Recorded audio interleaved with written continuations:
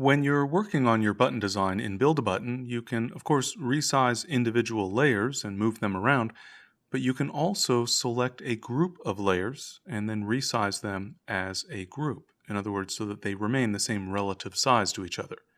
There are a variety of situations where you might want to resize multiple layers at the same time, but a good example would be if you decide to change the size of your button design. Here, for example, if you take a look at the top right corner, you can see that I'm currently working with a 3-inch round button.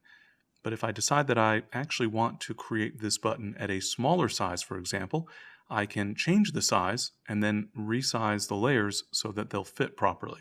So under Templates, I'll click the round shape and I'll choose a different size. So in this case, let's assume that I just wanted a 1¼ inch round button size. I'll click OK to confirm that change, but you can see that the individual elements are now a bit too large for this button design. But I can very easily select multiple layers and resize them as a group. I'll start off by clicking on the image layer on the Layers panel so that that layer is selected, and then I can hold the Shift key and click on the text layer within my button design, and you can see now that there is an outline for both of those layers, meaning that both of those layers are now selected.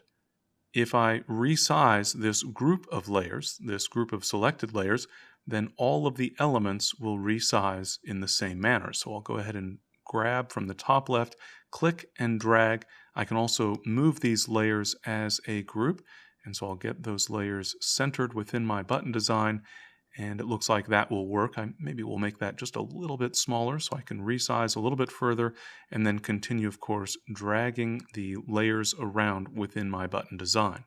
So by simply selecting multiple layers within your button design, you can then move and resize those layers as a group so that they will all remain in the same relative position at the same relative size. In other words, all of them will get larger or smaller and move around your button design in unison.